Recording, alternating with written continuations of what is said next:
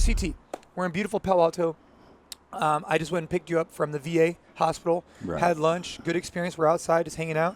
And, can you tell me a little bit about, why were you at the VA hospital? What kind of got you there? I mean, obviously I know, but just set everybody else on the same page. Right. Okay. 4 months ago, for those of you who don't know, I had a complete heart transplant. Engine overhaul, man. They took my old engine out and put a new one in, or a different one in. Yeah. So we are up here now for our 30-day check after we had the transplant. It's been 30 days since we were released. So we're back to get everything checked out, make sure everything's working like it should be. So I know a lot of people know you from all of your YouTube videos, but you have a much deeper side. Like just getting to know you over, you're one of the nicest guys I've ever met. Just over on text messages, I'm messaging with you. You're like, I'm really sorry for the inconvenience about being late. I'm like, dude, you're at the doctor's. That's your priority. Like, I'll wait. And you're a really humble, super generous, really nice guy. And so 4 months ago, you had your heart transplant. Right. You were in the hospital for 90 days. Correct me if I'm wrong. Was it 90 days? Yes. About 90 days. And, at one point I saw you with your full mask on. Right. And I imagine what that was from, and correct me if I'm wrong, but that was to help avoid you getting sick, right? Because your immune system was so low. Exactly. It was to protect me. People think it was for some other reason. They thought it was a oxygen deprivation mask. Yeah. No. I'm like, no, man. I'm just trying to protect my immune system. Yes, you protect your immune system. You do what the doctors ordered. You got through your 90 days. Now you're at your 1 month checkup. Right. Today went well? Yes, so far so good. Now you're here for how many days? Just till Friday, 1 week. Yeah. Just till Friday. And then they're going to, address different things. And so overall, how are you feeling today? I mean. Well, I feel a whole lot better, that's for sure, I did a mile, my first mile walk. Took me 30 minutes to do it, but I did it. I said, I'm not stopping, man. So. Now, when did you do that? We did that Thursday last week. Your first mile walk. Now, so the next time you do it, are you going to try and incorporate that into your weekly routine, or how's fitness kind of playing a role now? Because I imagine, after getting a heart transplant, I would be, just speaking for myself, I'd be a little bit cautious with exercise, obviously, because I would feel like maybe my body wasn't ready. But how did you know you're ready, and then how did you start this walking progression? What does that look like moving forward? Well, it's not really my first rodeo, because in 2005 I had open heart surgery. So it's, for anybody who don't know, I passed away 3 times, or flatlined 3 times during that surgery. So I knew kind of what to expect. You flatlined 3 times in 2005. Yep, in 2005, and then we flatlined 2 more times before we got the transplant this time, so a total of 5 flatlines. But the first thing I did after the first surgery was I made a goal to walk around my block. If I could just walk around my block, then I thought I, would have a good start. That was my first goal. So this time, my first goal was similar. My first goal is to walk a mile. So now that we've walked a mile, we're going to try 2. Yeah. We will make another goal. So in CrossFit, we would keep it to the mile, but try and go faster. Yeah, well, definitely.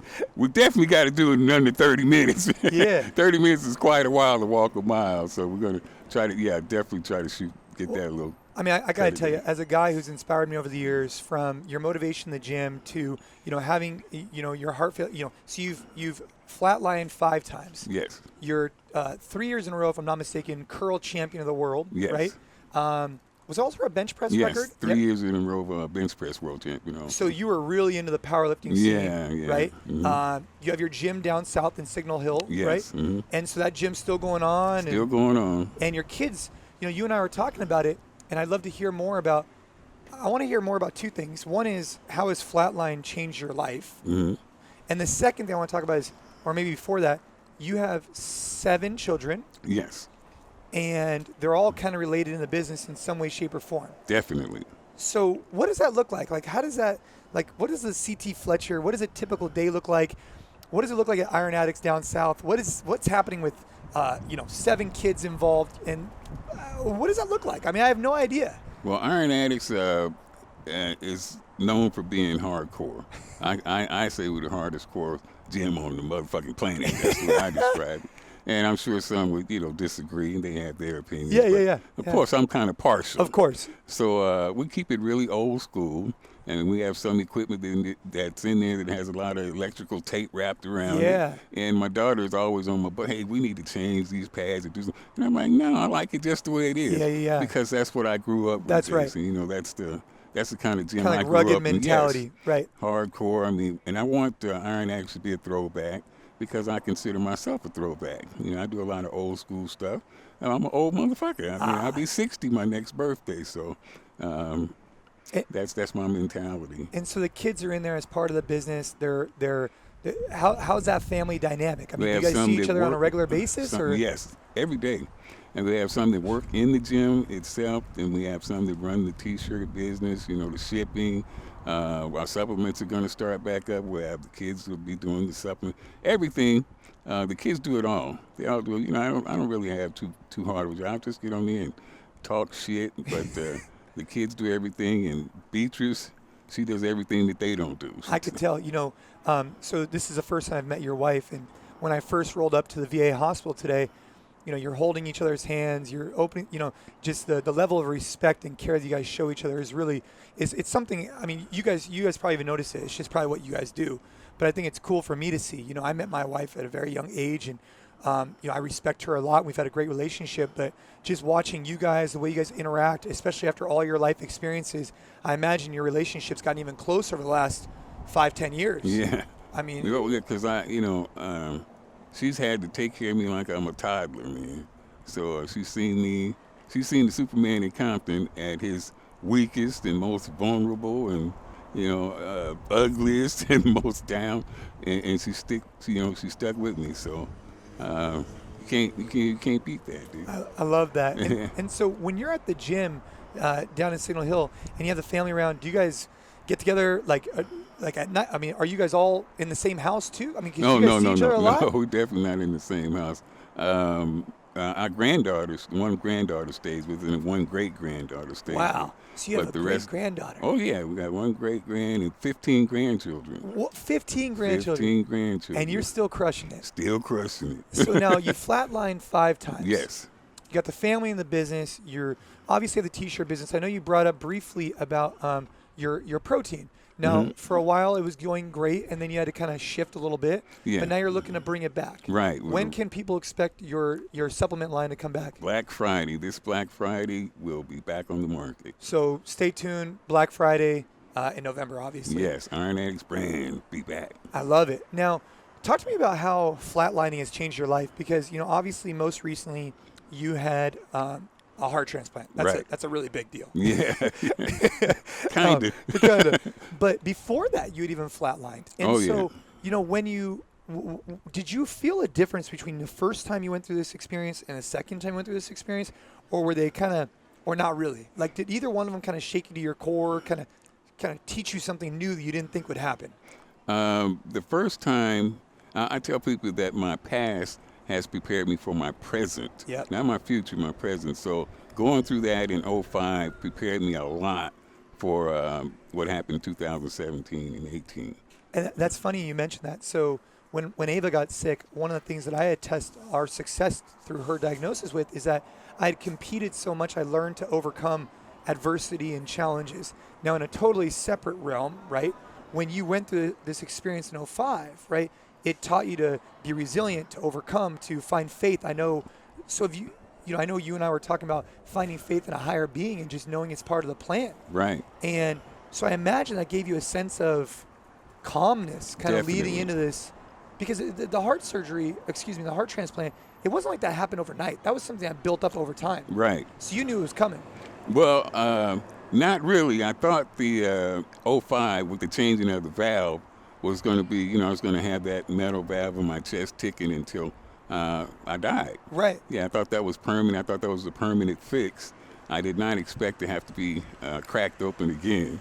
So, but when I had the heart attack in June, then they told me, that heart just they had pacemakers and stents and everything that they could possibly do to the first heart was done. Yeah, and so you needed obviously new one. And so, just briefly about your faith, I feel like that's a big part of who you are. Giant, yeah. A lot of people might not know that, or at least from outside looking in. I see a guy who just stands for hard work, who stands for dedication, who stands for family, right? I mean, I see that it's black and white, right? Same thing that Jason Khalipa stands for, by the way. And those are the same things I stand for. You're right. Right. But something else you layer in is this faith component, right? And I Yes. think it's really interesting. So, growing up, I know your dad was a preacher. Yes. And I imagine he was, focused more on the religion side, right? Yes. The structured religion, right? Definitely. Church, etc. Yes. But when did you start to really find your faith, and then had that become like a cornerstone of your life? And especially with this most recent experience, I mean, you and I were talking about it. This was literally a life and death situation. Your back is up against the wall. You're going in for probably arguably one of the most major surgeries on the planet. But you had faith that whatever was going to happen. And I remember even on social media, you were very clear about it. Like, if God's will is for me I'm going to move on. We're going to do amazing things. If not, that's fine. That's God's will. Yeah. How did you get to the point where you're so mentally strong? You can even say those words. Like, Well, like I said, my past prepared me for my present. And, my past was growing up with my dad, who was super religious. Everything was a sin. He was what you call a holiness or hell preacher. Either you do it this way or you're bound for hell. Yep. And everything was a sin. So I grew up around super, super religious people all the time. So these super that are in church, Sundays, and we went to church Sundays, Tuesdays, and Friday. So 3 days a week we were in church, man. But when they got home, it's when you see people outside the church and you really know them. And my dad was, worshipped by people, but then he'd come home and break my nose. Yep. So I seen a different part of religion. So I steered away from religion when I got a little bit older, and I think it's because of the experience that I had as a kid. So I don't equate religion and faith being the same thing. Some people do, but I don't. Faith, and I think if you look it up in Webster's, you'll see that faith has a totally different definition than religion. So I don't consider myself to be religious, but I consider myself to be a tremendous man of faith. yeah. And that has helped you through all of your ups and downs. Definitely. I put the whole thing in God's hands because I have that much faith. I believe in God so strongly that I can just put it in his hands. The outcome is up to him. It's not up to me. So I'm not worried about it at all. And now we're sitting here, and you're in Palo Alto. You've had a successful transplant for Yes. all for all intents and purposes. I mean, I'm looking at you. You look great. So successful transplant. Obviously, there was a struggle, right? Some people, Oh, yeah. and no one knows what that looks like except for you, Right. People have perceptions about what it might have been like, but hell, I have no idea what it goes through to put a new engine in. Now, what does it look like for CT moving forward? You and I were talking about this briefly, but for both of us, we're about hard work, dedication, and I think once we find something to attach ourselves to, we both become, for lack of a better term, like addicted to it. Yes. And for both of us, it's been fitness for many years, but now for me, it's supporting families going through pediatric cancer and spreading this word of positivity and AMRAP mentality. So for you, where do you see you, the family, the business, where do you guys see you transitioning in the future? Because I know we were talking a little bit about that. Okay, you said, for lack of a better term, addicted. Well, I think addicted is the best term you could have used. It's iron addict, man. And that's the connection I make. I was addicted to iron. Yep. So that's why I came up with the terminology iron addict in the beginning. I mean, it was in my flesh, in my blood. That was just such a part of me. And that's the big change. I wanted to be the sidewalk cracker, the guy that destroyed the competition. Yep. Just like Jason, when we go into competition, we be buddies and buddies. But when we're competing, I'm trying to win. You're trying to win. Yeah, I'm trying to win, and that's what I'm here for. Right. Man. Yeah. So, but all of that, the focus was on that when I was a young man. But things have changed so much. I mean, coming that close to death will give you a Multiple times. You'll have a total different perspective on life. And life will be so much more important. Little things. I mean, little things like, hey, you know what? I don't feel any pain right now. I'm feeling good. It's a win. Oh, man, that's a win. And just being able to breathe in and out without, feeling like you're a fish out of water, so important, so important. And not to cut you off on that thought, because I want to keep going on that, but, I think a lot of people, they focus on these struggles in their life, whatever that may be, right? And if they really take a step back, they'll realize there is something positive going on in their life, and they need to focus on those things instead of focusing on these little negative things. You know, I've spent a lot of time in the hospital, as you have, and specifically in pediatrics. I've seen some really bad stuff. So when I leave the hospital, my perspective has changed. And I don't expect everybody to have this type of perspective, right? Right. And I don't wish that upon anybody. No. But I think it's important to realize, like, especially for you now, I imagine you approach every situation in life just with a different outlook. Is that kind of the way it's been? Oh man, there's so many things that would have bothered me before that I look at them now and I'm like, that's nothing, man. That is absolutely nothing.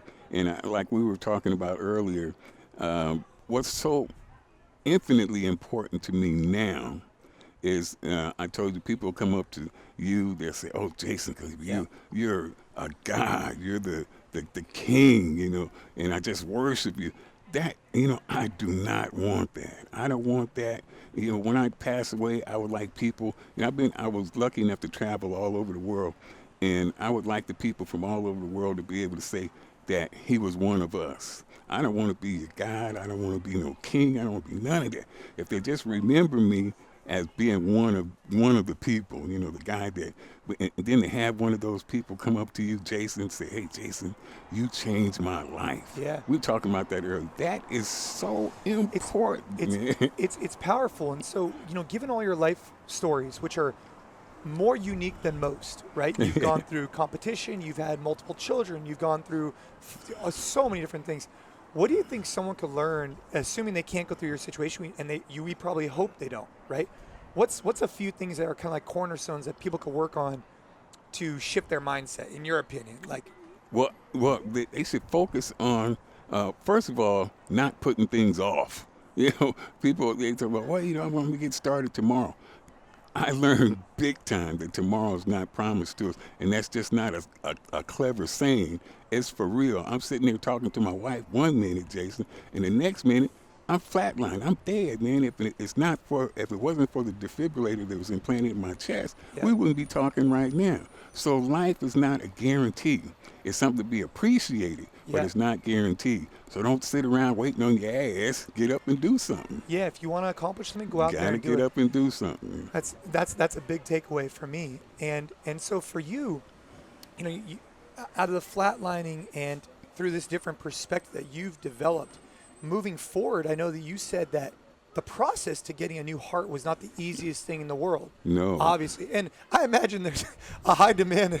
I mean, I imagine getting a heart is a challenging process in particular. There's the business side, the VA side, that. So now that you've gotten one, right? I've been really motivated to spread the word about Be the Match, cotton swabbing for bone marrow transplants, because I believe that's low-hanging fruit to make a big impact on other people. Right? I agree. You cotton swab, if you make a match, then at least you can make the decision if you want to, share your bone marrow or not. But at least try so you can see. Right, exactly. And now for you, a big initiative moving forward, obviously, is to, get back to business, start doing the different proteins, start getting your T-shirt, maybe even an online program. We might mention at the end, but in particular, when it comes to like your core value of being a man that people remember as changing their life, I could think of one way you could do that, which is to spread the word of donating your organs. Right. Donor awareness is big time on my list. It's number one right now. By the way, I got on the I got on the bone marrow. I put them both together. Bone marrow and donor comes out the boner. I got on the bone marrow list many years ago. Yeah, many years ago, to bone marrow transplant list many years ago at the post office. A lady came through. A little girl was saved by a transplant, and it was her mission, and she got me to volunteer that day, man. That's big. Yeah, big time. And so for someone who wants to be on the donor list, what kind of process that look like? And I mean, well, because on my ID, I showed you. And you can do that very thing that you on your driver's license. It has that he's a donor, and you can do it online. They make it so easy right now. If you want to sign up to be a donor, you can do everything online. And you just change your ID, and it's all good. And they'll mail you your new driver's license. And you never know when one day you might be able to save somebody's life because of that. Exactly. And so that's one of your missions moving forward. That is my mission. So many people die waiting on a heart, waiting on the transplant list. My mom didn't get one. My brother didn't want one. He passed away. He was just a year and a half older than me, and he passed away. He didn't. He was scared of the operation, so Yeah. he said no. But he could have got one. He'd probably still be here. And so, you know, I mean, you came back from a heart transplant. You're a badass powerlifter, world champion. I mean, I can't think of a better person who's going to go out there and put a really positive message out to the world. And so, moving forward, you know, what is on? Are you going to be doing speaking engagements? Are you going to try and, you know, what is the cornerstone of what you're talking about? Is like, now is the time. Be positive, have faith, all these different things. Are you going to go out on the road and try and share this message? Definitely. Trying to find the biggest platforms as possible. Look, I'm on the Jason Khalipa podcast right now. I'm getting started right now, man. They just did Bradley Martin, and the Maury Show has contacted us. They're waiting until we feel a little better so we can get on there. So hopefully Joe Rogan will have us back. I'm just seeking the biggest platform possible to make as much awareness as possible going forward. That's my mission. That's my magnificent obsession now. That's your magnificent obsession now. Yes. So it used to be Iron Addicts. It's still your motherfucking set. Now it's still your motherfucking set, but your set has changed from curls, whatever it was, to donor awareness. To now donor awareness. Yep. That's what you're all about. That's right. Well, CT, I truly appreciate the time you're spending here today. I look forward to getting to know you and your wife even better. And guys, I got to tell you, to summarize CT, you know, I think we see a lot of different videos from him, and he's got this intensity to him, like I do sometimes. But to his core, you are fundamentally one of the nicest guys I've ever ran into. And I appreciate that who I thought you were going to be is exactly who you are. Because sometimes you meet people and you have a perception of who they're going to be. And for anybody listening who wants to know about CT, he is that guy. Who you think he's going to be is that guy. And I really appreciate that. Wow, well, that's super high praise, which I kind of hate to get. But, you know, because I just, like I said, I just want to fit in like everybody else. And if you don't know Jason Khalipa, he is exactly, you know, who people told me he would be. He come very highly recommended from a lot of people. And I before they told me anything about it, I was a fan. You know, anybody's in that kind of condition, I'm a tremendous fan of. Well, maybe eventually we'll get you into some type of CrossFit training. But for now, I think the secret is you want to, you know, inspire people. You want to change lives.